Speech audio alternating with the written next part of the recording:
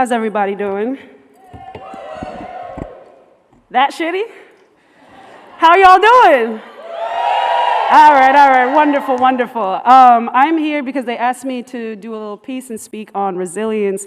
Who was able to come to my booth this weekend and get the sticker that said a poem is a protest? I asked, but I can't see, so I'm assuming somebody. Okay. Well, I told y'all that I would be doing that poem during this plenary session, but I think I lied to you. I think I'm going to do something else. The poem, A Poem is a Protest, is really about what the person before me just said, which is finding ways to weaponize wherever you are, whatever positionality you have into a protest. And the poem that I was really feeling as I was going through what I had written for today was not that piece, but this piece that talks about us having the audacity to dream beyond what is here in front of us. And I felt really inspired just by all the conversations that I've had with people who came by the booth, learning more about the work that you all do. And so I figured I would share with you the work that I do, which is just telling the truth. So this first piece is actually not a piece of mine. It's by a poet named Zoe Leonard. Do you all know Zoe Leonard?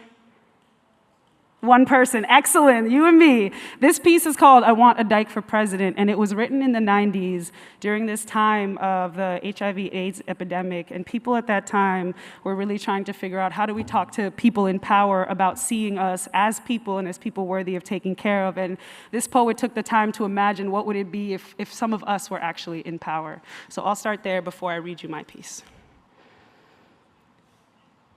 I want a dyke for president.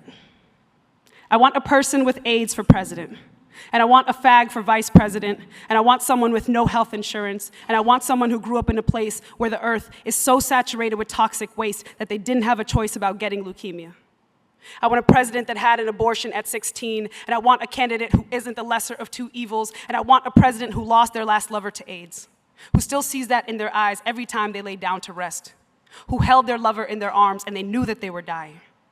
I want a president with no air conditioning, a president who has stood in line at the clinic, at the DMV, at the welfare office, who's been unemployed and laid off and sexually harassed and gay bashed and deported. I want someone who has spent the night in the tombs and had a cross burned on their lawn and survived rape. I want someone who has been in love and hurt, who respects sex, who has made mistakes and learned from them. I want a black woman for president. I want someone with bad teeth and an attitude, someone who has eaten that nasty hospital food, someone who cross-dresses and has done drugs and been in therapy. I want someone who has committed civil disobedience. And I want to know why this isn't possible.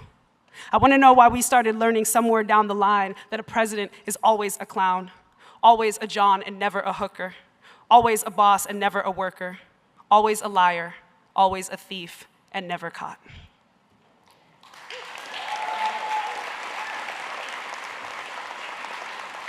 Which, like, yeah, right? When I first heard that poem, I was like, I wanted to like it, right? But there was something in it that I was like, we're still asking the system to provide for us what it has intrinsically told us it never will. And it was at that time that I had not quite formed my own understanding of what abolitionism was, but in writing this poem that I'm about to share with you all, I realized that so much of the organizing work that I do, and many of us have to do, has to come from an abolitionist perspective, because when we aspire to become a part of the empire, all we're gonna do is put it in blackface or whatever color that you put it in when you get in. So I wrote this piece in response to that poem, and also as an invitation to all of us to really take the time to dream, the kind of dreaming that people who were enslaved had to be able to see beyond this whole everything that slavery was, to say, no, I am a free person. The kind of dreaming that colonized people who had, the armies in their streets telling them that you will never be free had to have in order to free themselves. And so this poem is called 1 through 45 have lied. 46 through 100 will be no different. Or I don't want a dyke for president. Oh, silly humans, how quickly we forget. We who were once ruled by thrones and those who told us they were born to sit upon them. We the descendants of those who overthrew dynasties and decapitated dictators. Who are we, in this moment, to not remember how much we've already overcome? How dare we dream so small? No, I don't want another 4 years of Trump. I don't want any Republican for president. But I don't want any Democrats either. No Democrats, no dykes, no people who've been unemployed. I don't want a black woman in office, not even Kamala Harris. No immigrants in the Oval. I don't care how many or which drugs they've done. I don't want a president at all. After all, What is a president but a small king? An emperor whose new clothes I cannot see. An agreement we made collectively we can unmake just as easily. I pledge no allegiance to America just because white men defiled it with borders and called the result a country. I do not confuse dying to vote with dying for freedom, even though they meant the same thing at one time in history. I will not beg for a seat at a table whose legs are bent backs and we dine only on scarcity. I want us to dare to dream beyond the dictates of this dystopia. To admit that the ending we feared was coming came long ago and we have simply been living in its shadow. I want us to admit more than this being a failure from the start. To say that America never was great and it never can be. That sometimes the rot is so deep in the root that a pruning does not breed possibility. That any hope for a harvest lies in the fields that we sprouted from being raised and resown entirely. And I want to know why this isn't possible. I want to know why we started learning somewhere down the line that a country is always needed, that a police are always needed, that the president is always needed, that any of this will ever be and has always been needed. And I want to know how after slavery, genocide, colonialism, and all of the ways that they've renamed the taking, how in the world that they convince us that they know how to run one better than we do. And I know it's sometimes hard to imagine that all of us can truly get free, but I need you to believe that we already are. I need you to believe that we always have been, no matter the master or the monarch, but only if we dared to dream beyond what we could see, only if we understood that reskinning or regendering the beast would never change a rumbling in its bellies. See, sometimes I daydream I will live to see the day that a child is born so free they will hear this poem and wonder what the hell a president even is. And I believe we can do it.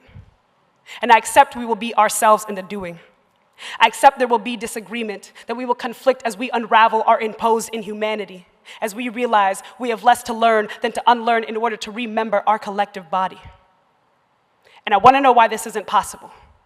I want to know why we started learning somewhere down the line that a president is always needed, that the police are always needed, that a country is always needed, that any of this has ever been and will always be needed.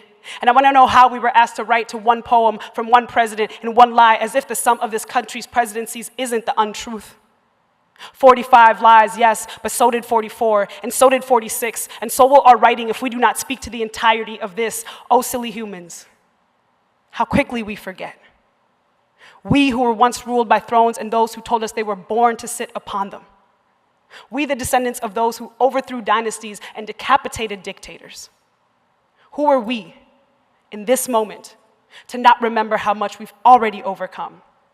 How dare we dream so small? Thank you.